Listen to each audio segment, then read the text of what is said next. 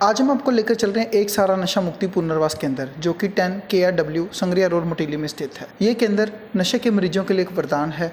जसपिंदर भुल्लर जी जो कि पिछले लंबे समय से यहाँ अपनी सेवाएं दे रहे हैं, हजारों की गिनती में मरीज यहाँ पर ठीक होकर जा चुके हैं। बीते दिनों एक सहारा नशा मुक्ति पुनर्वास केंद्र में ठीक हुए मरीजों का जन्मदिन मनाया गया।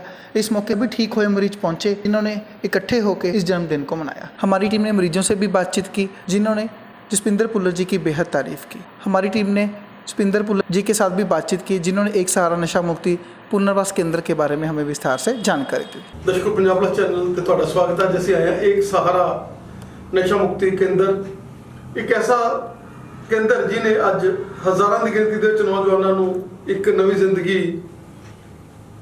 जीण ਦੇ ਲਈ प्रेरित किया, उन्होंने काउंसलिंग की, उन्होंने इलाज किया।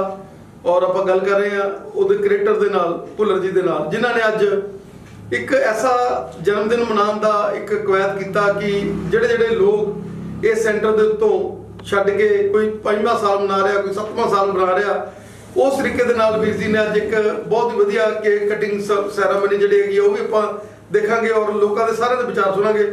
भुल्लर जी, तुहाडा स्वागत है साडे स्पैशल शो च। बहुत बहुत धन्यवाद वीर जी। जी आयां नूं तुहानूं बहुत बहुत मेहरबानी। भुल्लर जी, किवें तुहाडे माइंड च आया कि अज असीं ये सैलीब्रेशनां जिहड़ियां, नो डाउट कि तुसीं तुहाडे कोल तां इन्ने ज़्यादा स्टूडेंट ने कि रोज़ ही सैलीब्रेशन रहिंदी है, किसी ना किसी का जन्मदिन आया रहिंदा, किवें तुसीं सोचा कि अज इहनूं एक ऐसा रूप दिता जाए जिहदे नाल लोकां नूं उत्साहित होण, लोकां दे मन दे उत्ते एक काउंसलिंग दे तरह लोकां नूं करन दे लई तुसीं किवें सोचा इहदा? हाँ जी वीर जी, बहुत वधिया सवाल है तुहाडा। असीं काफ़ी चीज़ां ने ਉਹਦੇ ਕਾਰਨ ਕਾफ़ी ने, जिद्दां ਸੈਂਟਰਾਂ ਦੇ ਬਾਰੇ ਬਹੁਤ ਕੁਝ ਇੱਦਾਂ ਹੈ ਭਈ ਸੈਂਟਰ ਦੇ ਵਿੱਚ ਜਿਵੇਂ ਬਹੁਤ ਮਾਰ ਕਟਾਈ ਹੁੰਦੀ ਹੈ, ਬਹੁਤ ਦੁਖੀ ਕੀਤਾ ਜਾਂਦਾ, ਰੋਟੀ ਨਹੀਂ ਦਿੱਤੀ ਜਾਂਦੀ, ਦਵਾਈ ਨਹੀਂ ਦਿੱਤੀ ਜਾਂਦੀ।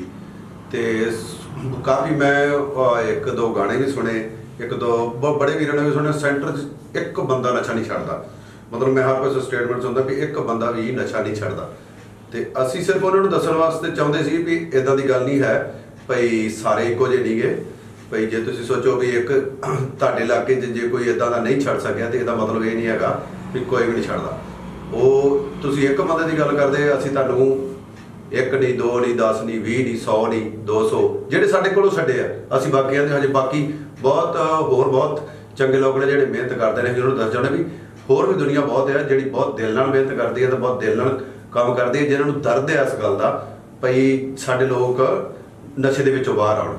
ਅਸੀਂ ਉਹਨਾਂ ਨੂੰ ਦੂਜੀ ਗੱਲ ਇਹ ਸੀ ਵੀ ਜਿਹੜੇ ਇਹ ਨਸ਼ਾ ਛੱਡਿਆ ਜਿਨ੍ਹਾਂ ਨੇ, ਇਹਨਾਂ ਨੂੰ ਵੇਖ ਕੇ ਸਾਨੂੰ ਬੜੀ ਖੁਸ਼ੀ ਹੁੰਦੀ ਹੈ ਕਿ ਸਾਡੀ ਮਿਹਨਤ ਜਿਹੜੀ ਆ, ਕੋਈ ਵੀ ਕੰਮ ਕਰਦੇ ਆਪਾਂ ਭਾਜੀ, ਉਹਦਾ ਜਦੋਂ ਰਿਜ਼ਲਟ ਆਉਂਦਾ ਹੈ ਅੱਗੇ ਆਪਾਂ ਨੂੰ ਉਹਦਾ ਫਲ ਆਉਂਦਾ ਹੈ ਤੇ ਉਹਦੇ ਤੇ ਹੋਰ ਬੰਦੇ ਨੂੰ ਚੰਗਾ ਲੱਗਦਾ, ਬੰਦਾ ਕੰਮ ਵੱਧਦਾ, ਸੋਚ ਅੱਗੇ ਆਪਾਂ ਕੁਛ ਦਾਇਰਾ ਕ੍ਰਾਸ ਕਰਦੇ ਆ ਤੇ ਆਪਾਂ ਨੂੰ ਉਹ ਚੀਜ਼ਾਂ ਚੰਗੀਆਂ ਲੱਗਦੀਆਂ ਨੇ ਵੀ ਆਪਾਂ ਇਹਨਾਂ ਨੂੰ ਹੀ ਐਪਰੀਸ਼ੀਏਟ ਕੀਤਾ ਜਾਵੇ ਤੇ ਇਹਨਾਂ ਨੂੰ ਵਧਾਈ ਦਿੱਤੀ ਜਾਵੇ ਵੀ ਤੁਸੀਂ ਜੋ ਕੰਮ ਕੀਤਾ ਬਹੁਤ ਵਧੀਆ ਕੀਤਾ। ਤੇ ਉਹ ਉਸ ਚੱਕਰ ਵਿੱਚ ਅਸੀਂ ਸਾਰਿਆਂ ਨੂੰ ਬੁਲਾਇਆ ਸੀ। ਸਾਰੇ ਤੇ ਆ ਨਹੀਂ ਸਕੇ, ਕੁਝ ਤੇ ਤੁਸੀਂ ਵੇਖਿਆ ਹੀ ਪੰਜਾਬ ਦਾ ਮਾਹੌਲ ਥੋੜਾ ਜਿਹਾ ਇਦਾਂ ਦਾ ਸੀ, ਮਾਂ ਪਿਓ ਡਰਦੇ ਆ, ਠੀਕ ਹੈ ਜੀ। ਕੁਝ ਇਦਾਂ ਦੇ ਬੰਦੇ ਆ ਵੀ ਜਿਹੜੇ ਬਹੁਤ ਉੱਤੇ ਦਰੇ ਤੇ ਪਹੁੰਚ ਚੁੱਕੇ ਆ, ਠੀਕ ਹੈ ਜੀ। ਉਹਨਾਂ ਦੇ ਵਿੱਚੋਂ ਕਈ ਤਾਂ ਐਸੇ ਵੀ, ਸਾਡੇ 3-4 ਬੰਦੇ ਐਸੇ ਵੀ ਜਿਹੜੇ ਪਿੰਡਾਂ ਦੇ ਵਿੱਚ ਸਰਪੰਚ ਨੇ, ਕੋਈ ਸਾਡੇ ਕੋਲ ਐਸੇ ਵੀ ਬੰਦੇ ਹੈਗੇ ਨੇ ਜਿਹੜੇ 5-7 ਵਕੀਲ ਨੇ, ਕੋਈ ਬਹੁਤ ਗਾਂ, ਕੁਝ ਫੈਮਲੀਆਂ ਇੱਦਾਂ ਦੀਆਂ ਹੈਗੀਆਂ ਨੇ ਉਹਨਾਂ ਦੇ ਮੇਲ ਦਿਲ ਦੇ ਵਿੱਚ ਇਹ ਗੱਲ ਆ, ਸਾਡੇ ਲੋਕ ਪਤਾ ਨਹੀਂ ਆਪਦੀ ਇੱਜ਼ਤ ਦਾ ਹਿਸਾਬ ਕਿਤਾਬ ਕਿਸ ਤਰੀਕੇ ਨਾਲ ਲਾਉਂਦੇ ਆ। ਜੇ ਤੇ ਨਸ਼ਾ ਕਰਦਾ ਰਿਹਾ ਬੰਦਾ, ਨਸ਼ਾ ਕਰਕੇ ਉਹਨੇ ਕੁਝ ਵੀ ਕੀਤਾ, ਸਾਰੇ ਪਿੰਡ 'ਚ ਰਿਸ਼ਤੇਦਾਰਾਂ 'ਚ ਕਿੰਨੀ ਵੀ ਬਦਨਾਮੀ ਹੋਈ ਹੋਵੇ, ਪਰ ਉਹ ਕਿਸੇ ਨੂੰ ਇਹ ਨਹੀਂ ਦੱਸਣਾ ਚਾਹੁੰਦੇ ਵੀ ਸਾਡੇ ਮੁੰਡੇ ਨੇ ਸੈਂਟਰ ਕੱਟਿਆ। ਸੈਂਟਰ ਕੱਟੇ ਨੂੰ ਉਹ ਬੇਇੱਜ਼ਤੀ ਸਮਝਦੇ ਆ ਤੇ ਉਹ ਕਦੀ ਨਹੀਂ ਭੇਜਦੇ ਭਈ ਉਹ ਦੁਬਾਰਾ ਜਾ ਕੇ ਉਹ ਸਾਹਮਣੇ ਆਉਣ। ਦੂਜੀ ਗੱਲ, ਸਭ ਤੋਂ ਵੱਡੀ ਗੱਲ ਇਹ ਵੀ ਆ ਇੱਕ ਭਈ ਜਿਹੜੇ ਲੋਕ ਦੇ ਛੱਡਣ ਦੇ ਸੈਂਟਰ ਕੱਟ ਕੇ ਬੰਦਾ ਕਦੀ ਵੀ ਸਾਹਮਣੇ ਨਹੀਂ ਆਉਂਦਾ ਵੀ ਮੈਂ ਫਲਾਣੇ ਸੈਂਟਰ 'ਚੋਂ ਨਸ਼ਾ ਕੱਟ ਕੇ ਨਸ਼ਾ ਛੱਡ ਕੇ ਆਇਆ ਤੇ ਜਾਂ ਇੱਥੇ ਇੱਦਾਂ ਜਾਂ ਇੱਦਾਂ ਵੀ ਜਾਂ ਮੈਂ ਉਹ ਸਾਹਮਣੇ ਨਹੀਂ ਆਉਣਾ ਚਾਹੁੰਦਾ, ਕਿਉਂਕਿ ਉਹ ਖੁਦ ਆਉਣਾ ਚਾਹੁੰਦਾ ਹੋਵੇ, ਸ਼ਾਇਦ ਉਹਦੇ ਪਰਿਵਾਰ ਨਹੀਂ ਚਾਹੁੰਦਾ, ਉਹਦੇ ਘਰ ਦੇ ਨਹੀਂ ਚਾਹੁੰਦੇ, ਸਮਾਜ ਵਾਲੇ ਨਹੀਂ ਚਾਹੁੰਦੇ ਵੀ ਇਹ ਕਿਸੇ ਨੂੰ ਦੱਸੇ। ਪਰ ਮੈਂ ਇਸ ਗੱਲ ਨੂੰ ਚੰਗਾ ਨਹੀਂ ਸਮਝਦਾ ਕਿਉਂਕਿ ਸਾਨੂੰ ਖੁੱਲ੍ਹ ਕੇ ਸਾਹਮਣੇ ਆਉਣਾ ਬੜਾ ਜ਼ਰੂਰੀ ਹੈ, ਠੀਕ ਹੈ। ਹੋ ਸਕਦਾ ਮੇਰੇ ਘਰਦਿਆਂ ਨੂੰ ਵੀ ਨਾ ਚੰਗਾ ਲੱਗੇ, ਮੇਰੇ ਪਰਿਵਾਰ ਨੂੰ ਵੀ ਨਾ ਚੰਗਾ ਲੱਗੇ ਵੀ ਇੱਦਾਂ ਤੂੰ ਸ਼ਰੇਆਮ ਸਭ ਨੂੰ ਦੱਸਦਾ ਪਿਆ ਜਾਂ ਕਰਦਾ ਪਿਆ, ਪਰ ਉਹ ਚੀਜ਼ ਦਾ ਉਹਦੇ ਚੀਜ਼ ਨਾਲ ਮਤਲਬ ਨਹੀਂ। ਆਪਾਂ ਜੇ ਕਿਸੇ ਚੀਜ਼ ਨੂੰ ਬਦਲਣਾ ਚਾਹੁੰਦੇ ਫਿਰ ਸਾਨੂੰ ਲੋਕੀ ਸਾਡੇ ਬਾਰੇ ਕੀ ਸੋਚਣਗੇ, ਲੋਕੀ ਕੀ ਕਹਿਣਗੇ, ਇਹ ਗੱਲਾਂ ਸੋਚ ਕੇ ਤੇ ਫਿਰ ਕਦੀ ਜ਼ਿੰਦਗੀ 'ਚ ਅੱਗੇ ਨਹੀਂ ਵਧਿਆ ਜਾ ਸਕਦਾ। ਜੇ ਕੋਈ ਚੰਗਾ ਹੀ ਕਰਨਾ ਫਿਰ ਲੋਕਾਂ ਬਾਰੇ ਸੋਚਣਾ ਤੇ ਬੰਦ ਕਰਨਾ ਪਊਗਾ। ਠੀਕ ਹੈ, ਹੋ ਸਕਦਾ ਕੋਈ ਨਾਰਾਜ਼ ਹੋਵੇ, ਉਹਦੀ ਮਰਜ਼ੀ ਹੈ, ਜੋ ਹੋ ਸਕਦਾ। ਜਹਾਂ ਮੈਂ ਕੋਈ ਗਲਤ ਕੰਮ ਕਰਾਂ ਤਾਂ ਮੈਨੂੰ ਦੁੱਖ ਹੋਵੇ ਵੀ ਬੰਦਾ ਕੋਈ ਨਾਰਾਜ਼ ਹੋਵੇ, ਪਰ ਅਸੀਂ ਚਾਹੁੰਦੇ ਹਾਂ ਵੀ ਅਸੀਂ ਜਦੋਂ ਚੰਗਾ ਕੰਮ ਕਰ ਰਹੇ ਹਾਂ, ਕਿਉਂਕਿ ਗੱਲ ਬਹੁਤ ਸੀਰੀਅਸ ਆ, ਬਹੁਤ ਜ਼ਿਆਦਾ ਸੀਰੀਅਸ ਆ। ਸਾਡੇ ਪੰਜਾਬ ਦੇ ਵਿੱਚ ਜਿੰਨੇ ਲੋਕ ਨਸ਼ਾ ਕਰ ਰਹੇ ਆ ਨਾ, ਉਹ ਤੇ ਕਰ ਹੀ ਰਹੇ ਆ। ਮੇਰੇ ਹਿਸਾਬ ਦੇ ਨਾਲ ਮੈਨੂੰ ਸਭ ਤੋਂ ਜ਼ਿਆਦਾ ਇਸ ਗੱਲ ਦੀ ਟੈਨਸ਼ਨ ਹੈ ਕਿ ਜਿਹੜੇ ਬੰਦੇ ਨਹੀਂ ਕਰ ਰਹੇ ਉਹਨਾਂ ਨੂੰ ਕੀ ਦੱਸਿਆ ਜਾਵੇ, ਕਿਉਂਕਿ ਜਿਹੜੀ ਇੱਕ ਲਾਈਨ ਲੱਗੀ ਹੋਈ ਹੈ ਨਾ, ਉਹਦੇ ਪਿਛਲੇ ਜਿਹੜੀ ਕੜੀ ਹੈ ਨਾ, ਉਹਨੂੰ ਚੈਨ ਨੂੰ ਤੋੜਨਾ ਬੜਾ ਜ਼ਰੂਰੀ ਆ। ਠੀਕ ਹੈ, ਸਾਡੇ ਸਮਾਜ ਦੇ ਵਿੱਚ ਹੁਣ ਬਹੁਤ ਚੀਜ਼ਾਂ ਇੱਦਾਂ ਨੇ, ਲੋਕ ਬੇਰੁਜ਼ਗਾਰ ਆ, ਕੰਮ ਨਹੀਂ ਮਿਲ ਰਿਹਾ, ਕੁਝ ਮਾਹੌਲ ਇੱਦਾਂ ਦਾ ਹੈ, ਤੇ ਉਹ ਆਪਣੇ ਜਿਹੜੇ ਡਿਪਰੈਸ਼ਨ ਦੇ ਵਿੱਚ ਜਾ ਕੇ ਤੇ ਮੁੜ ਕੇ ਇਹ ਚੀਜ਼ਾਂ ਨੂੰ ਕਰ ਰਹੇ। ਤਾਂ ਅਸੀਂ ਚਾਹੁੰਦੇ ਹਾਂ ਵੀ ਉਹਨਾਂ ਨੂੰ ਦੱਸਿਆ ਜਾਵੇ ਭਈ ਹਾਲਾਤਾਂ ਨਾਲ ਲੜਨਾ ਬੜਾ ਜ਼ਰੂਰੀ ਆ, ਹਾਲਾਤਾਂ ਅੱਗੇ ਹਾਰਨਾ ਨਹੀਂ। ਹਾਲਾਤ ਕਦੀ ਵੀ ਸਾਡੇ ਅਨੁਕੂਲ ਨਹੀਂ ਹੋਣਗੇ, ਹਾਲਾਤਾਂ ਨੂੰ ਅਸੀਂ ਅਨੁਕੂਲ ਬਣਾਉਣਾ। ਦੂਜੀ ਗੱਲ ਇਹ ਵੀ ਜਿਹੜੇ ਹਾਲਾਤਾਂ ਦਾ ਵਾਸਤਾ ਦੇ ਕੇ ਅਸੀਂ ਗਲਤ ਪਾਸੇ ਜਾਂਦੇ, ਮੈਂ ਨਹੀਂ ਦਿੰਦਾ ਰਿਹਾ, ਇਹ ਨਹੀਂ ਕਹਿੰਦੇ ਭਈ ਅਸੀਂ ਮਤਲਬ ਉਹਦੇ ਵਿੱਚੋਂ ਬਾਹਰ ਆ, ਜਿਹੜੀ ਉਹ ਸਿਚੁਏਸ਼ਨ ਦੇ ਵਿੱਚੋਂ ਵੀ ਅਸੀਂ ਬਿਲਕੁਲ ਪਹਿਲਾਂ ਤੋਂ ਹੀ ਪ੍ਰਪੇਅਰ ਹੋ ਕੇ ਆਏ ਸੀ। ਆਖਰ ਨੂੰ ਇਹ ਪਤਾ ਲੱਗਦਾ ਵੀ ਨਹੀਂ, ਜਿਹੜੇ ਹਾਲਾਤ ਆਉਂਦੇ ਆ ਉਹ ਹੀ ਸਾਨੂੰ ਕੁਝ ਦੇਣ ਆਉਂਦੇ ਆ, ਉਹਦੇ ਵਿੱਚੋਂ ਅਸੀਂ ਚੁਗਣਾ ਆਉਂਦਾ, ਉਹਦੇ ਵਿੱਚ ਬਹੁਤ ਕੁਝ ਇੱਦਾਂ ਦੀਆਂ ਚੀਜ਼ਾਂ ਹੁੰਦੀਆਂ ਨੇ ਜਿਹਨੇ ਸਾਨੂੰ ਅਗਲੇ ਪਾਸੇ ਜ਼ਿੰਦਗੀ ਨਾਲ ਜੋੜਨਾ ਆਉਂਦਾ। ਉਹ ਜਿਹੜੇ ਹਾਲਾਤ ਆਉਂਦੇ ਉਹ ਸਭ ਤੋਂ ਚੰਗੀ ਚੀਜ਼ ਹੁੰਦੀ ਆ, ਸਿਰਫ ਉਹਨਾਂ ਨੂੰ ਵਾਚਣ ਦੀ, ਵਿਚਾਰਨ ਦੀ ਲੋੜ ਹੁੰਦੀ ਹੈ। ਠੀਕ ਹੈ, ਵਕਤ ਨੂੰ ਵਿਚਾਰ ਕੇ ਤੁਹਾਨੂੰ ਅੱਗੇ ਜਾਣਾ, ਨਹੀਂ ਤੇ ਸਾਰੀ ਜ਼ਿੰਦਗੀ, ਕਿਉਂਕਿ ਇੱਕ ਇਕੱਲੀ ਗੱਲ ਇੱਦਾਂ ਨਹੀਂ ਕਿ ਜਿਹੜੇ ਵੀ ਜਾਂ ਨਸ਼ਾ ਕਰਦੇ ਆ ਜਾਂ ਨਹੀਂ ਵੀ ਕਰਦੇ, ਉਹ ਸਿਰਫ ਇਹ ਨਾ ਸੋਚਣ ਵੀ ਮੇਰੀ ਕੰਡੀਸ਼ਨ ਮਾੜੀ ਆ, ਜਾਂ ਮੈਨੂੰ ਚੰਗਾ ਨਹੀਂ ਲੱਗ ਰਿਹਾ, ਜਾਂ ਮੈਨੂੰ ਕੁਝ ਨਹੀਂ ਮਿਲਿਆ ਤੇ ਇਹਦੇ ਕਰਕੇ ਮੈਂ ਨਸ਼ਾ ਕਰ ਰਿਹਾ, ਮੈਂ ਦੁਖੀ ਹੋ ਗਿਆ, ਇਹ ਨਾ ਸੋਚਣ। ਕਿਉਂਕਿ ਉਹਨਾਂ ਦੇ ਪਿੱਛੇ ਮਾਂ ਵੀ ਆ, ਪਿਓ ਵੀ ਆ, ਸਾਰੇ ਆ। ਉਹਨਾਂ ਨੂੰ ਉਹਨਾਂ ਦੇ ਪੁੱਤ ਦੀ ਸਾਹਮਣੇ ਹੋਣਾ ਬੜੀ ਜ਼ਿਆਦਾ ਵੱਡੀ ਇਹ ਲੋੜ ਆ, ਉਹਨਾਂ ਦੇ ਸਾਹਮਣੇ ਦਿਸਣਾ। ਉਹਨਾਂ ਦੇ ਵਾਸਤੇ ਇਹ ਨਹੀਂਗਾ ਕਿ ਅਗਰ ਤੁਸੀਂ ਨਹੀਂ ਕੁਝ ਕਰ ਰਹੇ ਤੇ ਕੋਈ ਗੱਲ ਨਹੀਂ, ਤੁਹਾਡੇ ਕੋਲ ਹਜੇ ਕੁਝ ਨਹੀਂ ਬਣਿਆ ਤਾਂ ਵੀ ਕੋਈ ਗੱਲ ਨਹੀਂ, ਤੁਸੀਂ ਇੱਕ ਥਾਂ ਤੇ ਆਪਣੇ ਸਟੈਂਡ ਤੇ ਰਹੋ, ਕਿਸੇ ਵੀ ਗਲਤ ਰਸਤੇ ਬਿਲਕੁਲ ਨਹੀਂ ਜਾਓ, ਕਿਸੇ ਦੇ ਪਿੱਛੇ ਬਿਲਕੁਲ ਨਹੀਂ ਲੱਗੋ। ਠੀਕ ਆ, ਕਈ ਵਾਰੀ ਇਦਾਂ ਵੀ ਹੁੰਦਾ ਨਾ ਵੀ ਬੰਦਾ ਥੋੜਾ ਜਿਹਾ ਉਹ ਹੋਵੇ, ਕਈ ਵਾਰੀ ਸਮੱਸਿਆ ਆਈ ਹੋਵੇ ਘਰ ਦੇ ਵਿੱਚ, ਤੇ ਇਹ ਜਦੋਂ ਅਸੀਂ ਕਿਸੇ ਦੂਜੇ ਨੂੰ ਦੱਸ ਦਿੰਦੇ ਆ ਨਾ ਵੀ ਯਾਰ ਅੱਜ ਤੇ ਮੇਰਾ ਮੂਡ ਬੜਾ ਖਰਾਬ ਹੈ, ਅੱਜ ਘਰੇ ਆਹ ਗੱਲ ਹੋ ਗਈ, ਯਾਰ ਆਹ ਘਾਟਾ ਹੋ ਗਿਆ, ਜਾਂ ਬਿਮਾਰ ਹੋ ਗਿਆ, ਤੇ ਉਹਨਾਂ ਦੇ ਵਿੱਚੋਂ ਸਾਡੇ 5-7 ਯਾਰਾਂ ਦੇ ਵਿੱਚੋਂ 4-5 ਯਾਰ ਇਹੋ ਜਿਹੇ ਹੁੰਦੇ, ਉਹ ਛੱਡ ਯਾਰ ਕੋਈ ਚੱਕਰ ਨਹੀਂ, ਆ ਜਾ ਤੂੰ ਬਹਿ ਜਾ, ਆਪਾਂ ਲਾਉਣੇ ਪੈਕ ਚੈੱਕ, ਆਹ ਫੜ ਦੋ ਸੂਟੇ ਵਾਲਾ। ਠੀਕ ਆ, ਆਪਾਂ ਕਰਦੇ ਇੱਦਾਂ। ਠੀਕ ਹੈ, ਜਿਹਨੂੰ ਇਹ ਜਿਹੜੀ ਚੀਜ਼ ਹੈ ਨਾ, ਇਹਦੇ ਤੋਂ ਪਲੀਜ਼ ਹੱਥ ਜੋੜ ਕੇ ਬੇਨਤੀ ਹੈ ਵੀ ਇਹਨਾਂ ਚੀਜ਼ਾਂ ਤੋਂ ਬਚੋ। ਤੁਹਾਡੀ ਟੈਨਸ਼ਨ ਹੈ, ਤੁਹਾਨੂੰ ਸਮੱਸਿਆ ਹੈ, ਤੁਸੀਂ ਬਿਲਕੁਲ ਹੋਊਗੀ, ਇਹਦੇ ਵਿੱਚ ਕੋਈ ਸ਼ੱਕ ਨਹੀਂ। ਭਾਵੇਂ ਤੁਸੀਂ ਕਰੋੜਾਪਤੀ ਵੀ ਹੋ, ਤੁਹਾਡੇ ਮਾਪਿਆਂ ਨੇ ਕੁਝ ਨਹੀਂ ਤੁਹਾਡੇ ਵਾਸਤੇ ਸਾਰੀਆਂ ਸੁਵਿਧਾ ਦਿੱਤੀਆਂ ਨੇ, ਫੇਰ ਵੀ ਟੈਨਸ਼ਨ ਹੋਊਗੀ।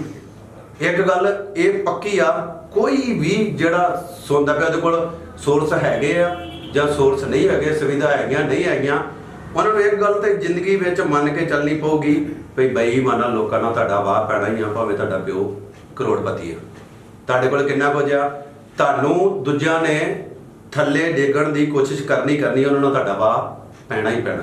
ਠੀਕ ਆ, ਉਹਨਾਂ ਨੇ ਤੁਹਾਨੂੰ ਪੁੱਠੇ ਰਾਹ ਲਾਉਣ ਦੀ ਕੋਸ਼ਿਸ਼ ਕਰਨੀ ਆ, ਉਹਨਾਂ ਨਾਲ ਤੁਹਾਡਾ ਵਾਹ ਪੈਣਾ ਹੀ ਪੈਣਾ। ਉਹਦੇ ਵਿੱਚੋਂ ਬੜੇ ਲੋਕ ਹੋ ਸਕਦੇ, ਤੁਹਾਡੇ ਕੁਝ ਜਿਹੜਾ ਤੁਹਾਡਾ ਚਾਰ ਚਫੇਰਾ ਹੈ, ਉਹਦੇ ਵਿੱਚੋਂ ਤੁਹਾਡੇ ਰਿਸ਼ਤੇਦਾਰ ਵੀ ਹੋ ਸਕਦੇ ਆ, ਤੁਹਾਡੇ ਆਪਣੇ ਇਵੇਂ ਹੋ ਸਕਦੇ ਜਿਨ੍ਹਾਂ ਦੀ ਤੁਹਾਡੇ ਕਿਸੇ ਜਾਇਦਾਦ ਤੇ ਵੀ ਅੱਖ ਹੋ ਸਕਦੀ ਹੈ, ਜਾਂ ਹੋਰ ਕਿਸੇ ਚੀਜ਼ ਤੇ ਅੱਖ ਹੋ ਸਕਦੀ ਹੈ, ਜਿਹੜੇ ਇਹ ਨਹੀਂ ਚਾਹਣਗੇ ਵੀ ਤੁਸੀਂ ਪਰਖ ਲਓ।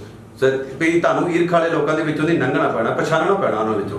ਜੇ ਪਛਾਣੋਗੇ ਤੇ ਸੇਫ ਰਹੋਗੇ, ਤੇ ਜੇ ਤੁਸੀਂ ਇਹ ਆਖੋ ਵੀ ਮੇਰੇ ਤੇ ਇਦਾਂ ਹੋ ਗਿਆ, ਕਿਸੇ ਵੀ ਸਮੱਸਿਆ ਦਾ ਬਹਾਨਾ ਲਾ ਕੇ ਚੱਲੋਗੇ ਤੇ ਜ਼ਿੰਦਗੀ ਅੱਗੇ ਬਹੁਤ ਦੁਰਭਰ ਹੋ ਜਾਊਗੀ। ਇੱਕ ਤੁਹਾਡੀ ਇਕੱਲਿਆਂ ਦੀ ਨਹੀਂ ਹੋਊਗੀ, ਸਾਰੇ ਪਰਿਵਾਰ ਦੀ ਹੋ ਜਾਊਗੀ, ਤੇ ਲੋਕਾਂ ਵਾਸਤੇ ਤਮਾਸ਼ਾ ਬਣ ਜਾਏਗਾ। ਮੈਂ ਤੇ ਮੇਨ ਗੱਲ ਤਾਂ ਸਾਨੂੰ ਇਸ ਗੱਲ ਦਾ ਮੈਂ ਸਾਰਿਆਂ ਤੋਂ ਚੀਜ਼ ਇਹ ਜ਼ਿਆਦਾ ਸੋਚਦਾ ਵੀ ਮੈਨੂੰ ਸਭ ਤੋਂ ਜ਼ਿਆਦਾ ਉਹਨਾਂ ਲੋਕਾਂ ਦੀ ਚਿੰਤਾ ਜਿਹੜੇ ਨਸ਼ਾ ਜੇ ਕਰਨ ਨਹੀਂ ਲੱਗੇ।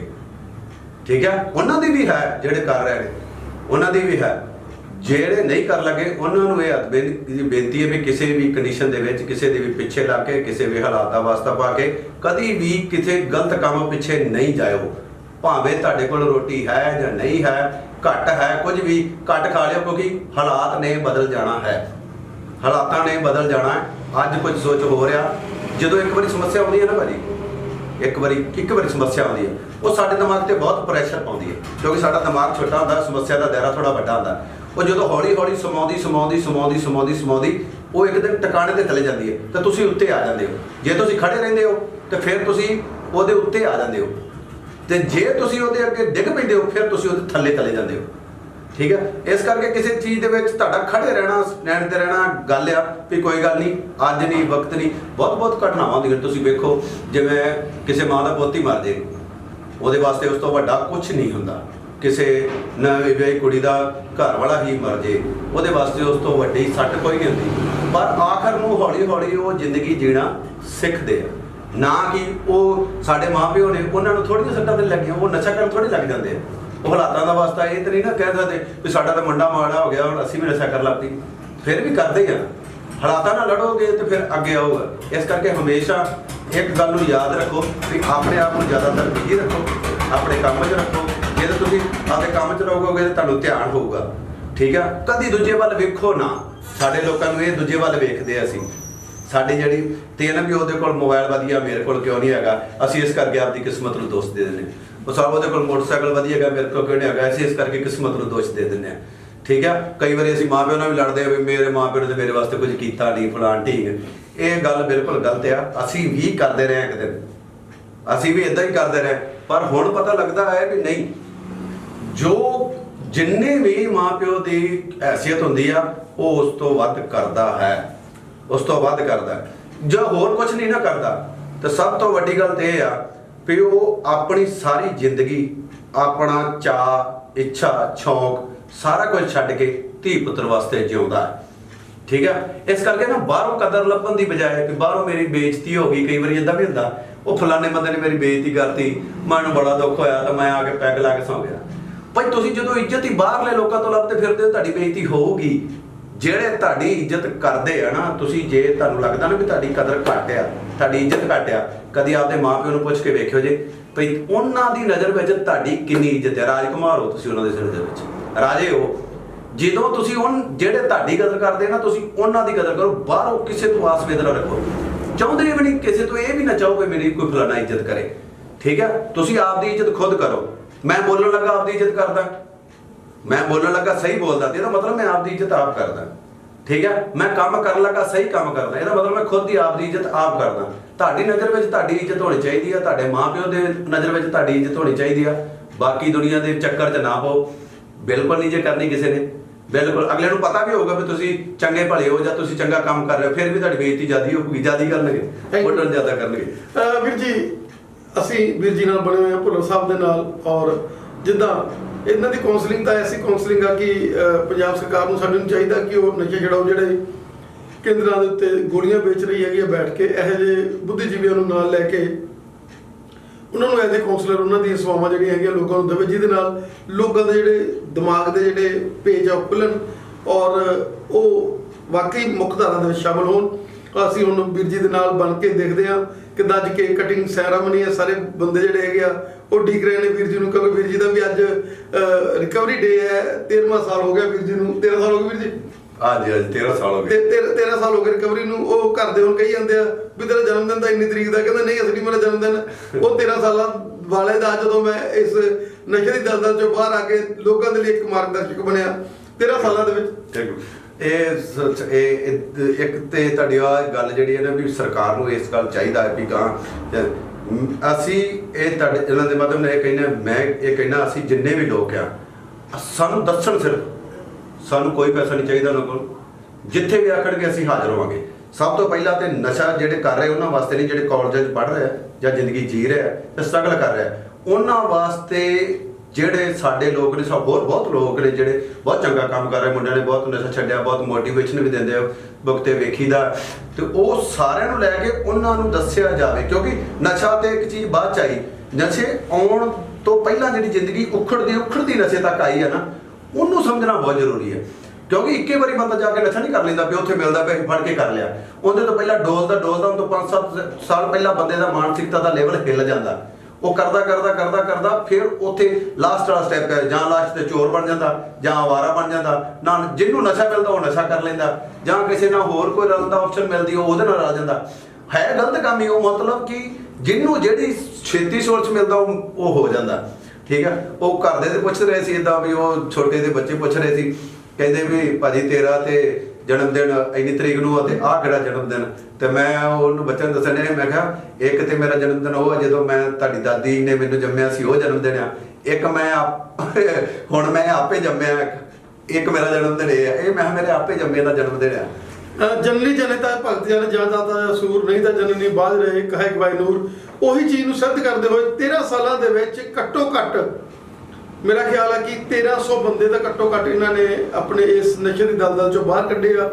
ਚਾਹੇ ਉਹ ਇਸ ਸੈਂਟਰ ਦੇ ਉੱਤੇ ਆਏ ਆ, ਚਾਹੇ ਉਹਨਾਂ ਨੂੰ ਕਾਉਂਸਲਿੰਗ ਕਰਕੇ, ਚਾਹੇ ਬੱਚਿਆਂ ਨੂੰ ਇਹਨਾਂ ਨੇ ਸਕੂਲਾਂ ਜਾ ਕੇ ਲੈਕਚਰ ਕੀਤੇ, ਕਾਲਜਾਂ 'ਚ ਜਾ ਕੇ ਲੈਕਚਰ ਕੀਤੇ, ਜਾਂ ਸਰਕਾਰ ਨੇ ਇਹਨਾਂ ਤੋਂ ਲੈਕਚਰ ਕਰਾਏ ਕਿ ਤੁਸੀਂ ਐਜ਼ ਏ ਗੈਸਟ ਲੈਕਚਰ ਸਾਡੇ ਨਾਲ ਅਟੈਚ ਹੋਵੋ।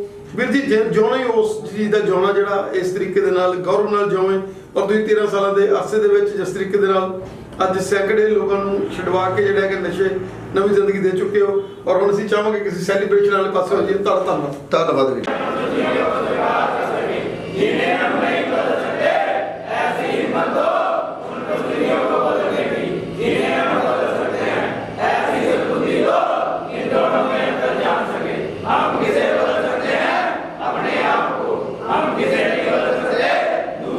ਪਿਓ ਹਮੇਸ਼ਾ ਸੋਚਦੇ ਆ ਵੀ ਉਹਨਾਂ ਦਾ ਪਿਓ, ਉਹਨਾਂ ਦਾ ਘਰ ਵਾਲਾ, ਉਹਨਾਂ ਦਾ ਪੁੱਤ ਨਸ਼ੇ ਤੋਂ ਬਾਹਰ ਆ ਜੇ। ਠੀਕ ਆ, ਜੇ ਉਹਨਾਂ ਨੂੰ ਤੁਸੀਂ ਥੋੜਾ ਬਹੁਤ ਵੀ ਪਿਆਰ ਕਰਦੇ ਹੋ, ਥੋੜਾ ਬਹੁਤ ਵੀ ਉਹਨਾਂ ਦਾ ਦਰਦ ਰੱਖਦੇ ਹੋ, ਥੋੜਾ ਬਹੁਤ ਵੀ ਸੋਚਦੇ ਹੋ ਕਿ ਉਹਨਾਂ ਨੇ ਸਾਡੀ ਜ਼ਿੰਦਗੀ ਵਿੱਚ ਸਾਡੇ ਲਈ ਬਹੁਤ ਕੁਝ ਕੀਤਾ, ਤੇ ਅਸੀਂ ਉਹਨਾਂ ਨੂੰ ਇਹ ਗਿਫਟ ਦੇਣਾ ਵੀ ਕੁਝ ਵੀ ਹੋ ਜੇ ਅਸੀਂ ਹੁਣ ਨਸ਼ਾ ਨਹੀਂ ਕਰਾਂਗੇ। ਠੀਕ ਆ, ਅਸੀਂ ਆਪਣੀ ਜ਼ਿੰਦਗੀ ਆਪ ਸਵਾਰਾਂਗੇ, ਆਪਣੇ ਸਰੀਰ ਨੂੰ ਆਪ ਸਵਾਰਾਂਗੇ। ਠੀਕ ਆ, ਤੇ ਇਹਨੂੰ ਸਵਾਰਨਾ ਹੀ ਹੈ। ਇਹ ਪੜ੍ਹਨ ਲੈ ਕੇ ਜਾਇਓ ਅੱਜ, ਕਿਉਂਕਿ ਜਿਹੜਾ ਕੰਮ ਅਸੀਂ ਜੇ ਕਰਨਾ ਚਾਹ ਰਹੇ ਹਾਂ ਤੇ ਸਾਡੇ ਅੱਗੇ ਲੋਕਾਂ ਨੇ ਬਹੁਤ ਲੋਕਾਂ ਨੇ ਕੀਤਾ, ਤੇ ਅਸੀਂ ਵੀ ਕਰਕੇ ਵਿਖਾਵਾਂਗੇ। ਠੀਕ ਆ। ਦੋਸਤੋ, ਮੈਂ ਆਪਣੀ ਜ਼ਿੰਦਗੀ ਦੇ ਉਹਨਾਂ ਕੀਮਤੀ ਲਮਹਿਆਂ ਦੀ ਸ਼ੇਅਰਿੰਗ ਕਰਨਾ ਚਾਹੁੰਦਾ ਜਿਨ੍ਹਾਂ ਦੇ ਵਿੱਚ ਮੈਂ ਸਭ ਕੁਝ ਗਵਾਇਆ, ਕੁਝ ਹਾਸਲ ਨਹੀਂ ਕੀਤਾ। ਹਾਸਲ ਹੋਇਆ ਉਸ ਮੁਕਾਮ ਤੇ ਆ ਕੇ ਜਦੋਂ ਜ਼ਿੰਦਗੀ ਨੂੰ ਇੱਕ ਨਵਾਂ ਆਦਰਸ਼, ਨਵਾਂ ਰਾਹ, ਨਵੀਂ ਰੂਪ ਰੇਖਾ ਮਿਲੀ, ਤੇ ਉਹ ਸਭ ਦਾ ਕ੍ਰੈਡਿਟ ਜਾਂ ਉਹ ਸਭ ਦਾ, ਜੇ ਮੈਂ ਕਿਸੇ ਨੂੰ ਸ਼ਲਾਘਾ ਕਰਨੀ ਚਾਹਾਂਗਾ ਤੇ ਉਹ ਬਾਈ ਜਸਪਿੰਦਰ ਜੀ ਨੂੰ ਕਰਨੀ ਚਾਹਾਂਗਾ।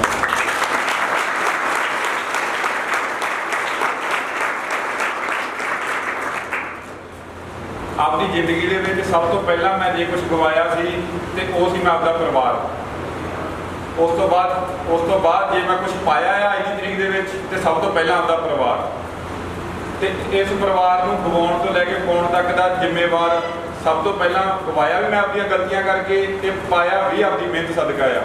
ਤੇ ਉਸ ਮਿਹਨਤ ਤੱਕ ਪਹੁੰਚਣ ਲਈ ਜੋ ਮੇਰਾ ਵਿਚਲਾ ਸਫ਼ਰ ਰਿਹਾ ਆ, ਉਸ ਸਫ਼ਰ ਦੇ ਵਿੱਚ ਕਾਫੀ ਮੁਸ਼ਕਲਾਂ ਆਈਆਂ, ਪਰ ਜਦੋਂ ਇੱਥੋਂ ਕਾਰਪੇਟ ਦੇ ਉੱਤੋਂ ਨਿਕਲ ਕੇ ਬਾਹਰਲੀ ਦੁਨੀਆ ਦੇ ਵਿੱਚ ਗਏ ਆ, ਉਹਨਾਂ ਮੁਸ਼ਕਲਾਂ ਨੂੰ ਸਾਹਮਣਾ ਕਰਨ ਦੀ ਹਿੰਮਤ, ਸੋਚ, ਤਾਕਤ ਇੱਥੋਂ ਹੀ ਲੈ ਕੇ ਗਏ ਆ। ਕਿਉਂਕਿ ਸਾਨੂੰ ਇੱਥੇ ਜਦੋਂ ਆਪਣੀ ਜ਼ਿੰਦਗੀ ਸ਼ੁਰੂ ਕਰਦੇ ਨਵੇਂ ਦਿਨ ਕੈਰਿੰਗ ਤੋਂ ਲੈ ਕੇ ਆਪਦੇ ਇਲਾਜ ਦੇ ਪੂਰੇ ਦਿਨ ਕਰਨ ਦੇ ਵਿੱਚ ਜੋ ਸਿੱਖਣ ਨੂੰ ਮਿਲਦਾ ਆ, ਸਾਨੂੰ ਇਹ ਲੱਗਦਾ ਵੀ ਸ਼ਾਇਦ ਇਹ ਇੱਦਾਂ ਹੀ ਆ, ਕਿਉਂਕਿ ਮੈਂ ਵੀ ਇੱਕ ਦਿਨ ਤੁਹਾਡਾ ਹੀ ਹਿੱਸਾ ਸੀ ਜਿੱਥੇ ਤੁਸੀਂ ਬੈਠੇ ਆ, ਤੇ ਅੱਜ ਵੀ ਮੈਂ ਤੁਹਾਡਾ ਹੀ ਹਿੱਸਾ ਆ, ਕਿਉਂਕਿ ਵੀਰ ਹੋਣਾ ਦੇ ਆਸ਼ੀਰਵਾਦ ਸਦਕਾ ਵੀ ਇੱਥੇ ਪਹੁੰਚੇ ਆ। ਤੇ ਉਸ ਦੇ ਵਿੱਚ ਮੈਂ ਇੱਕ ਚੀਜ਼ ਸਿੱਖੀ ਆ ਵੀ ਜ਼ਿੰਦਗੀ ਦੇ ਵਿੱਚ ਕੁਝ ਵੀ ਅਸੰਭਵ ਨਹੀਂ ਹੈਗਾ, ਬਸ਼ਰਤੇ ਤੁਸੀਂ ਉਸ ਨੂੰ ਇਮਾਨਦਾਰੀ ਤੇ ਲਗਨ ਨਾਲ ਜਿੰਨਾ ਚਿਰ ਨਹੀਂ ਕਰਦੇ। ਹਰ ਕੰਮ ਨੂੰ, ਨਿੱਕਾ ਸੀ ਭਾਵੇਂ ਵੱਡਾ ਸੀ, ਉਸ ਨੂੰ ਆਪਦੀ ਲਗਨ ਦਿੱਤੀ ਆ, ਆਪਦਾ ਸਮਾਂ ਦਿੱਤਾ ਆ। ਤੇ ਇੱਕ ਦਿਨ ਉਹ ਸੀ ਵੀ ਜਦੋਂ ਪਰਿਵਾਰ ਦੇ ਵਿੱਚ ਜੇ ਕੋਈ ਗੱਲ ਵੀ ਕਰਦੇ ਸੀ ਤੇ ਉਹਦੀ ਵੈਲਿਊ ਨਹੀਂ ਸੀ ਹੁੰਦੀ। ਹੁਣ ਜੇ ਕੋਈ ਗੱਲ ਕਰਨਾ ਵੀ ਚਾਹੁੰਦੇ ਆ ਤੇ ਉਹ ਕੰਨ ਉਤਸੁਕਤਾ ਨਾਲ ਸੁਣ ਲਈ ਤਿਆਰ ਹੁੰਦੇ ਨੇ ਵੀ ਸ਼ਾਇਦ ਜੇ ਕੁਝ ਕਵੇਗਾ ਤੇ ਚੰਗਾ ਹੀ ਕਵੇਗਾ। ਤੇ ਮੈਂ ਆਪਦਾ ਜ਼ਿੰਦਗੀ ਦਾ ਮੇਨ ਨਸ਼ੇ ਦਾ ਕਾਰਨ ਮੰਨਦਾ ਵੀ ਮੇਰੇ ਮਾਪਿਓ ਨੇ ਜੋ ਮੈਨੂੰ ਆਪਦੇ ਤੇ ਯਕੀਨ ਰੱਖ ਕੇ ਇੱਕ ਚੰਗੇ ਬੱਚੇ ਦੇ ਲਾਇਕ ਹੋਣ ਦੇ ਮੈਨੂੰ ਆਜ਼ਾਦੀ ਦਿੱਤੀ, ਤੇ ਉਸ ਆਜ਼ਾਦੀ ਦਾ ਮੈਂ ਦੁਰਉਪਯੋਗ ਕੀਤਾ। ਤੇ ਦਾਰੂ ਪੀਣਾ ਦਾ ਕੰਮ ਚੱਲਿਆ ਕਰਾਂਗੇ ਹੌਲੀ ਕਰਦੇ ਪਤਾ ਨਹੀਂ ਲੱਗਦਾ ਉਹਦੇ ਬੇਦਮਾਨ ਜਿਹਾ ਆਪਾਂ ਨਸ਼ਾ ਕਰਨਾ, ਲੋਕਾਂ ਦੇ ਪ੍ਰਭਾਵ ਪੈਣਾ ਨਾ ਯਾਰ ਬੰਦੇ ਦਾ ਇੱਦਾਂ ਪਰ ਉਹ ਖੁਦ ਨੂੰ ਦਿੱਤੀ ਨਾ ਕੋਈ ਪੈਸੇ ਦਿੱਤੀ ਨਾ ਕੋਈ ਮੰਗਣੇ ਵੀ ਦਿੱਤੀ, ਸਾਰਾ ਕੁਝ ਹੈਗਾ ਕਰੇ। ਬਾਕੀ ਸਹੀ ਮੈਂ ਸੰਗਤ ਮਾੜੀ ਮਿਲ ਗਈ, ਤੁਸੀਂ ਪਿੰਡ ਦੇ ਬੰਦੇ ਨੂੰ ਨਹੀਂ ਮਿਲ ਗਏ ਆਪ ਤੋਂ ਵੱਡੇ, ਜੋ ਸ਼ਾਇਦ ਆਪ ਤੋਂ ਵੱਡੇ ਸੀ ਆਦੀ ਪਰਿਵਾਰ ਦੇ ਵਿੱਚ, ਚਾਹੇ ਉਹ ਉਮਰ ਤੋਂ ਜ਼ਿਆਦਾ ਬੜੇ ਬੜੇ, ਚਾਹੇ ਪੈਸੇ ਤੋਂ ਘੱਟ ਦੇ ਲੈਵਲ 'ਤੇ ਬੈਠ ਜਾਂਦੇ ਵੀ ਸਾਨੂੰ ਤਾਂ ਉਹੀ ਗੱਲ ਲੱਗੀ ਆਪ ਤੋਂ ਵੱਡਿਆਂ ਦੀ ਗੱਲ ਕਿ ਉਹ ਕੰਮ ਗਲਤ ਹੋ ਗਿਆ। ਉਸ ਤੋਂ ਬਾਅਦ ਹੌਲੀ ਹੌਲੀ ਕਰਦੇ ਜਦੋਂ ਬਾਅਦ ਬੰਦ ਹੋ ਗਿਆ ਉਦੋਂ ਫਿਰ ਸ਼ੀਸ਼ੀਆਂ ਕਹਿੰਦੇ ਬੰਦ ਹੋ ਗਈਆਂ ਅਤੇ ਸਮਾਨ ਆਉਣ ਲੱਗ ਪਿਆ। ਸਮਾਨ ਤੇ ਇਹ ਜਾਂਦਾ ਕਿ ਉਸ ਤੋਂ ਬਾਅਦ ਸਾਰਾ ਕੁਝ ਚੰਗਿਆ ਨਾ ਲੱਗਣਾ ਬਾਜ਼ਾਰ ਦਾ ਕੁਝ ਕਰਦੇ ਕਰਦੇ ਹੁਣ ਗਲਤੀਆਂ ਬਹੁਤ ਹੋਈਆਂ। ਉਹਦੇ ਕਰਦਾ ਕਿਉਂ ਬਠਿੰਡੇ ਆ ਕੇ ਉੱਥੇ ਕਰਦੇ ਸੀ ਸਾਡੇ ਦੇ ਬਾਅਦ ਤੋਂ ਉੱਥੇ ਹਿਲਾ ਹੋ ਗਿਆ ਵੱਧ ਗਿਆ ਕਾਰੋਬਾਰ ਆਉਣ ਲੱਗ ਪਿਆ, ਜ਼ਿਆਦਾ ਹੋਣ ਲੱਗ ਪਿਆ। ਸਾਨੂੰ ਕਹਿੰਦੇ ਜੇ ਤਾਂ ਪੜ੍ਹਦੇ ਆ ਇੱਥੋਂ ਤੱਕ ਨਾ ਕਰੇ ਹੋਰ ਤਾਂ ਹੋ ਜਾਣਾ ਕਰਦੇ ਨਾ ਕਰਨਾ ਇਹਦੇ ਕਰਦੇ ਜਦੋਂ ਬਾਅਦ ਤੋਂ ਫਾਦਰ ਸਾਹਿਬ ਦੀ ਡੈਥ ਹੋ ਗਈ ਮੈਂ ਪਿੰਡ ਵਾਪਸ ਆ ਗਿਆ। ਉੱਥੇ ਜਦੋਂ ਲੱਗ ਗਏ ਉਸ ਤੋਂ ਬਾਅਦ ਆਪਣਾ ਸਾਫ ਹੋ ਗਿਆ ਜ਼ਿਆਦਾ ਕਿ ਅੱਗੇ ਦਾ ਮੈਨੂੰ ਜਦੋਂ ਮੰਗਣਾ ਨਹੀਂ ਕਿ ਘਰੋਂ ਭਾਵੇਂ ਨਹੀਂ ਨਾ ਫਿਰ ਹਿਸਾਬ ਤੇ ਮੰਗਣਾ ਸੀ ਉਦੋਂ ਜਾ ਕੇ ਆਪਾਂ ਸਭ ਉੱਥੋਂ ਜਾ ਕੇ ਖੁੱਲ੍ਹ ਹੋ ਗਏ।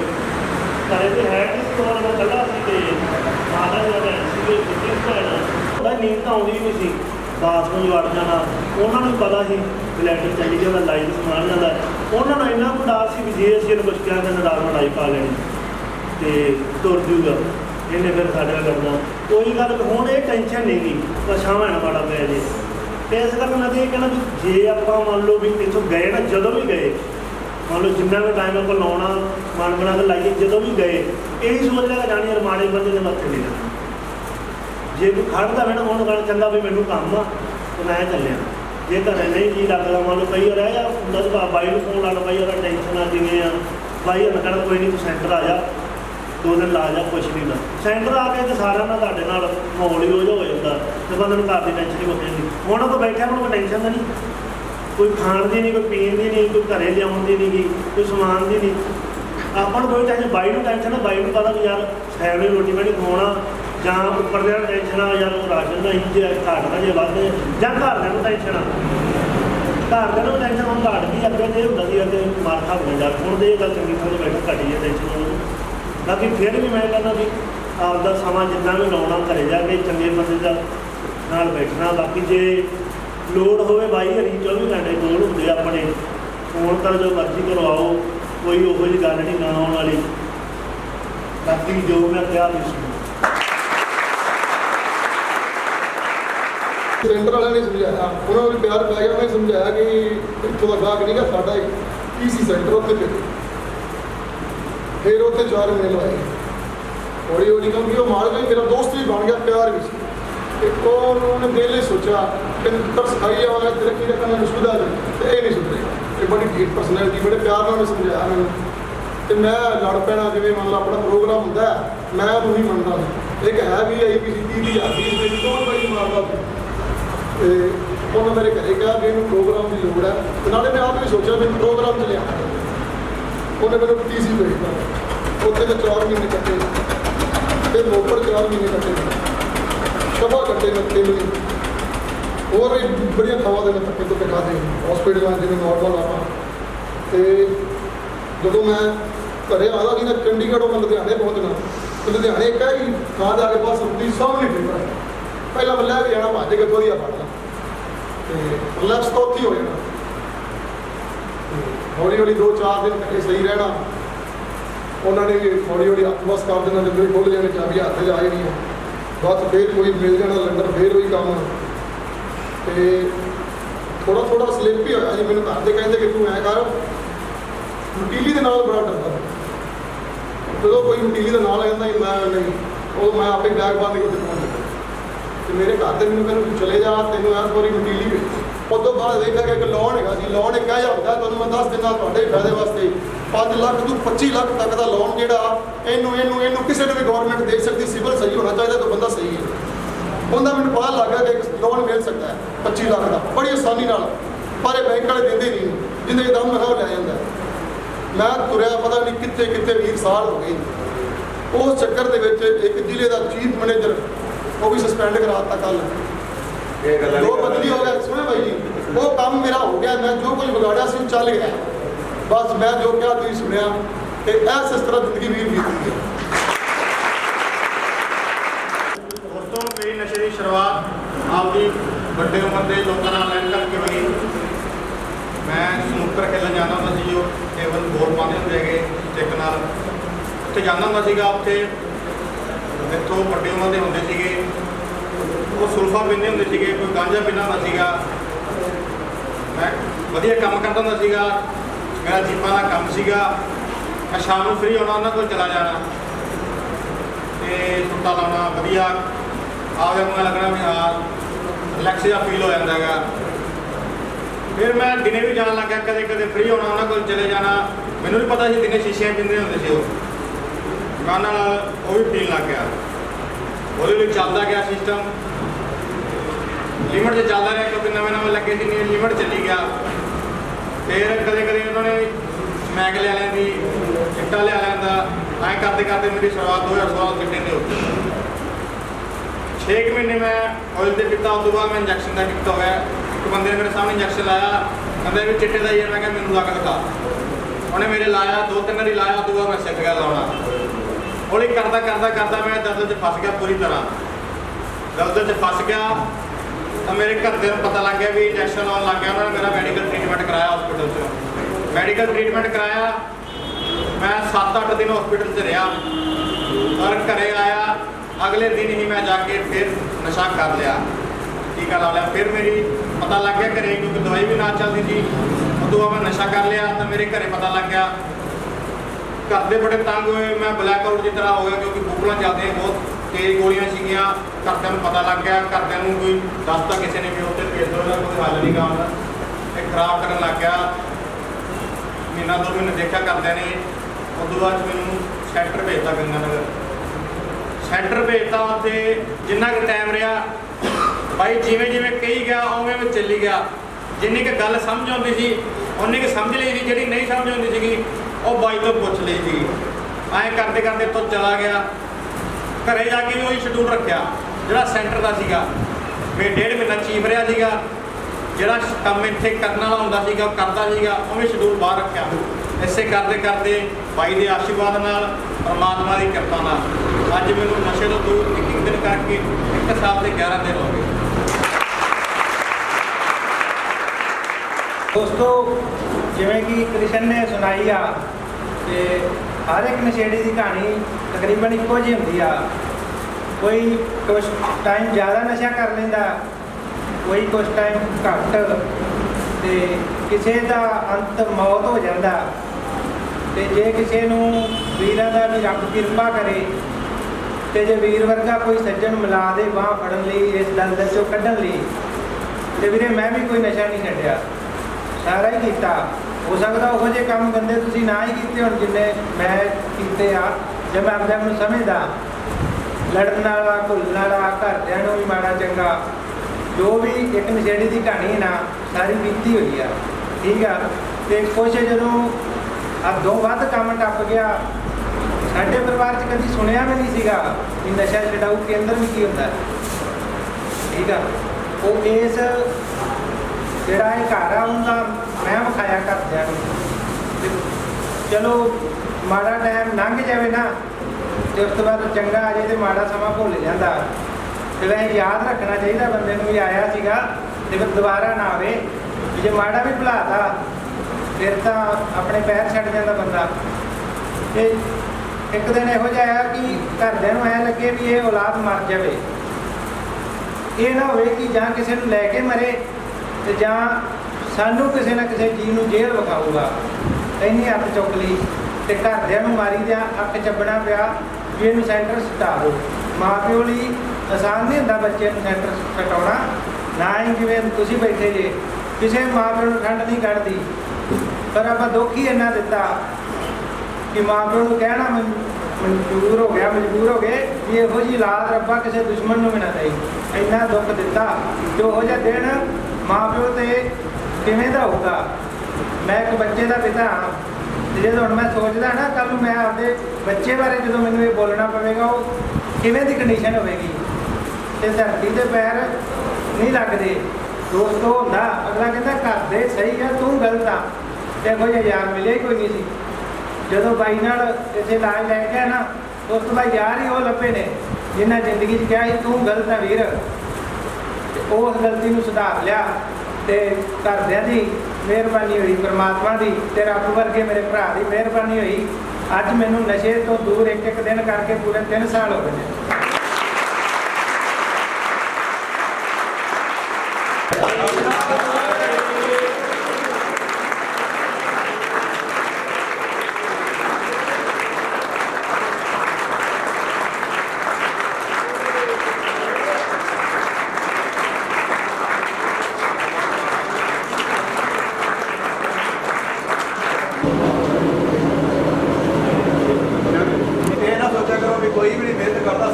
ਹੀ ਆ।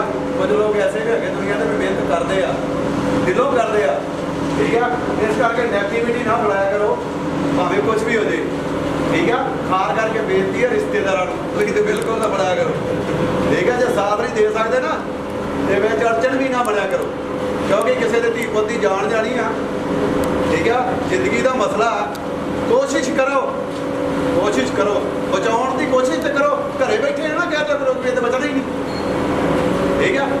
ਜੇ ਇਦਾਂ ਦੀ ਗੱਲ ਰਹਿ ਗਈ ਤੇ ਫਿਰ ਤੇ ਸੱਚੀ ਨਹੀਂ ਬਚਣਾ, ਠੀਕ ਆ। ਅਸੀਂ ਰੋਜ਼ ਇੰਨੇ ਬੰਦਿਆਂ ਨੂੰ ਮੁੰਡਿਆਂ ਨੂੰ ਮਾਰਦੇ ਵੇਖਦੇ, ਰੋਜ਼ ਅਰਦਾਸ ਕਰਦੇ ਸੱਚੇ ਪਾਤਸ਼ਾਹ ਮਾਰੀ ਨਾ ਸਾਡੇ ਕੋਲ ਭੇਜਦੀ। ਅਸੀਂ ਔਖੇ ਸੌਖੇ ਵਿਚਾਰਾਂਗੇ, ਜੇ ਕਿਸੇ ਮਾਂ ਪਿਓ ਕੋਲ ਪੈਸੇ ਵੀ ਨਹੀਂ ਹੋਏ ਤਾਂ ਵੀ ਕੋਈ ਚੱਕਰ ਨਹੀਂ ਗਾ, ਉਹਦਾ ਵੀ ਸਾਡੇ ਕੋਲ ਜਿਹੜਾ ਆ ਜਾਏ ਅਸੀਂ ਕਦੇ ਇੱਦਾਂ ਤਾਂ ਕਿਹਾ ਹੀ ਨਹੀਂ ਵੀ ਤੂੰ ਤੇਰੇ ਤੋਂ ਪੈਸੇ ਨਹੀਂ ਹੈਗੇ, ਕੋਈ ਚੱਕਰ ਨਹੀਂ ਗਾ। ਪਰਮਾਤਮਾ ਸੁੱਖ ਰੱਖੇ, ਬੰਦਾ ਬਚਣਾ ਚਾਹੀਦਾ ਭਾਵੇਂ ਕੁਛ ਵੀ ਹੋਵੇ।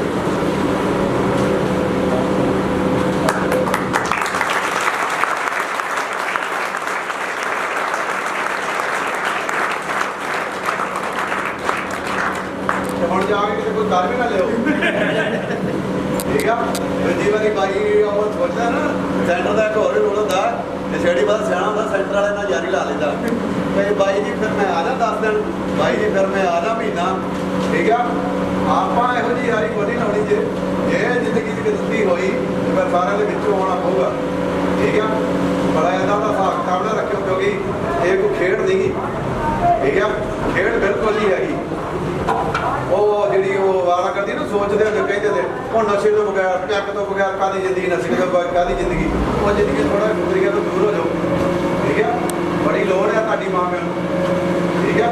ਤੇ ਤੁਹਾਨੂੰ ਵੀ ਆਪਦੇ ਆਪ ਦੀ ਮਾਂ ਪਿਓ ਦੀ ਬਹੁਤ ਲੋੜ ਆ। ਕਈ ਵਾਰੀ ਤਾਂ ਮਾਵਾਂ ਕਹਿੰਦੇ ਨੇ ਜਿੱਦਾਂ ਸਾਡਾ ਤੇ ਇਹਦੇ ਬਿਨਾਂ ਕੌਣ ਆ, ਉਹ ਮੈਂ ਨਾ ਤੁਹਾਡਾ ਤੇ ਫੇਰ ਵੀ ਵਿਚਾਰ ਬਣ ਜਾਣਗੇ ਇਹਦਾ ਤੁਹਾਡੇ ਬਿਨਾਂ ਕੌਣ ਆ। ਇਹਨੂੰ ਇਸ ਗੱਲ ਦਾ ਅਹਿਸਾਸ ਹੋਣਾ ਚਾਹੀਦਾ ਵੀ ਇਹਦਾ ਤੁਹਾਡੇ ਬਿਨਾਂ ਕੋਈ ਨਹੀਂ ਹੈਗਾ ਦੁਨੀਆ, ਤੁਹਾਡੇ ਨਾਲ ਤੇ ਫਿਰ ਵੀ ਕੋਈ 10 20 100 ਰਿਸ਼ਤੇਦਾਰ ਖੜ ਜਾਣਗੇ, ਇਹਦੇ ਨਾਲ ਤੇ ਮੇਰੇ ਕੋਲ ਬਿਹਾਰ ਤੋਂ ਆਇਆ ਭਈਆ ਨਹੀਂ ਖੜਨਾ, ਠੀਕ ਆ। ਵੀ ਜਿਹੜਾ ਪਿੰਡ ਤੋਂ ਆਇਆ ਹੋਵੇ ਆਖੇ ਵੀ ਆਏ ਇਹਦੀ ਪੋਸੀ ਗੱਡੀ ਨਹੀਂ ਲੈਂਦਾ ਕੋਈ, ਠੀਕ ਆ।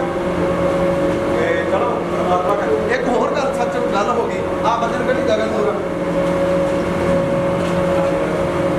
ਇੱਕ ਨਾ ਕਹਿੰਦੇ ਹੁੰਦੇ ਆ ਭਾਈ ਬੰਦਾ ਨਾ ਕਈ ਜਾਂਦੇ ਆ ਸੈਂਟਰ ਦੇ ਵਿੱਚ ਤੇ ਉਹ ਨਸ਼ਾ ਨਹੀਂ ਛੱਡਦੇ ਤੇ ਉਹ ਵਾਰੀ-ਵਾਰੀ ਉਹਨਾਂ ਨੂੰ ਭੇਜਣਾ ਪੈਂਦਾ, ਵਾਰੀ-ਵਾਰੀ ਭੇਜਣਾ ਪੈਂਦਾ। ਇਹ ਗੱਲ ਬਿਲਕੁਲ ਸੱਚ ਆ, ਐਵੇਂ ਹੁੰਦਾ। ਆਹ ਬੰਦਾ ਹੁਣ ਪਹਿਲੀ ਵਾਰੀ ਇਹਨੇ ਮੇਰੇ ਨਾਲ ਇਲਾਜ ਲਿਆ,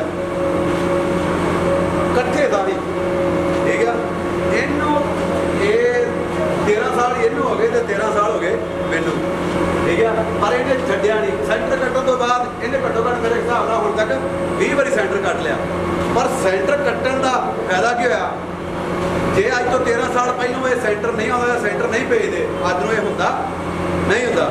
ਸੈਂਟਰ ਕੱਟਣ ਤੋਂ ਬਾਅਦ ਇਹਦਾ ਵਿਆਹ ਹੋਇਆ, ਸੈਂਟਰ ਕੱਟਣ ਤੋਂ ਬਾਅਦ ਇਹਦੇ ਬੱਚੇ ਹੋਏ, ਠੀਕ ਆ। ਨਹੀਂ ਚੱਲਿਆ 10 ਸਾਲਾਂ ਦੇ ਬੱਚੇ ਆ। ਇਸ ਤੋਂ ਇਲਾਵਾ ਡੈਡੀ ਇਹਦਾ ਹੈ ਨਹੀਂ, ਫਿਰ ਵੀ ਇਹ ਜਾਂਦਾ ਇੱਕ ਵਾਰੀ ਰਿੜ ਕੱਢ ਕੇ ਫਿਰ 2 ਸਾਲ ਕੱਢ ਲੈਂਦਾ। ਭਾਈ ਜੇ ਨਹੀਂ ਵੀ ਬਚਦਾ ਕੋਈ ਤੇ ਜਿਉਂਦਾ ਤਾਂ ਹੈ ਨਾ, ਬਚਦਾ ਤਾਂ ਹੈ, ਉਹ 2 ਸਾਲ ਕੋਈ ਕੱਢਦਾ ਤਾਂ ਹੈ, ਠੀਕ ਆ। ਜੇ ਕੋਈ ਨਹੀਂ ਛੱਡਦਾ, ਉਹਦੀ ਆਪਣੀ ਮਜਬੂਰੀ, ਕੋਈ ਦਿੱਕਤ, ਕੋਈ ਛਾਣੀ ਜਾਂਦੀ ਨਹੀਂ ਸੋਚ ਮੰਨਦੀ, ਪਰ ਉਹ ਜ਼ਿੰਦਗੀ ਤਾਂ ਕੱਢਦਾ। ਆਹ ਐਗਜ਼ੈਂਪਲ ਆ, ਮੇਰੇ ਨਾਲ ਸੀ, ਮੈਂ ਛੱਡਿਆ ਆ, ਇਹਨੇ 10 ਵਾਰੀ ਕੀਤਾ ਤੇ ਅੱਜ ਵੀ ਮੈਂ ਵੀ ਜਿਉਣਾ ਤੇ ਵੀ ਜਿਉਂਦਾ, ਉਹ ਵੀ ਸੈਂਟਰ ਦੀ ਬਦੌਲਤ, ਠੀਕ ਆ। ਆਪਣੇ ਨਹੀਂ ਕਿ ਉਹਨੇ ਨਹੀਂ ਛੱਡਿਆ। ਉਹਨੇ ਕੋਸ਼ਿਸ਼ ਕਰਿਓ ਜੇ ਕਿ ਆਉਣ ਵਾਲੇ ਸਾਲ ਦੇ ਵਿੱਚ ਤੁਹਾਡੇ ਵਿੱਚੋਂ 50 ਜਣੇ ਕੇਕ ਕੱਟੋ,